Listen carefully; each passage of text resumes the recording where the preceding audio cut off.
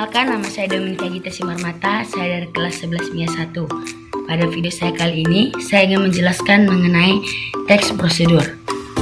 Pada pembahasan teks prosedur, kita akan membahas pengertian teks prosedur, ciri-ciri teks prosedur, struktur teks prosedur, dan juga kaidah kebahasaan teks prosedur.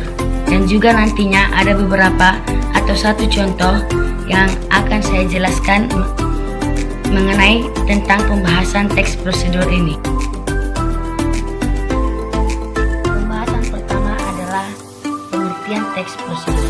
Teks prosedur adalah teks yang berisi tentang langkah-langkah atau tahapan-tahapan dalam melakukan suatu kegiatan tertentu yang disajikan secara berurutan, sehingga menghasilkan suatu tujuan yang diinginkan. Perbedaan teks prosedur dengan teks lainnya ialah dapat dilihat berdasarkan isinya. Teks prosedur berisi tujuan dan langkah-langkah yang harus diikuti agar suatu pekerjaan dapat dilakukan. Yang kedua adalah ciri-ciri teks prosedur. Yang pertama, menggunakan kalimat perintah atau tunjukkan, gunakanlah, matikanlah, dan sejenisnya. Yang kedua, menggunakan kata penghubung atau konjungsi untuk mengurutkan kegiatan.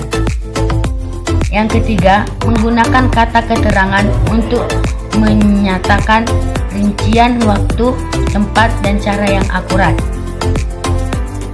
Yang ketiga, struktur teks prosedur. Yang pertama dari struktur teks prosedur adalah tujuan, yang merupakan hasil akhir yang akan dicapai.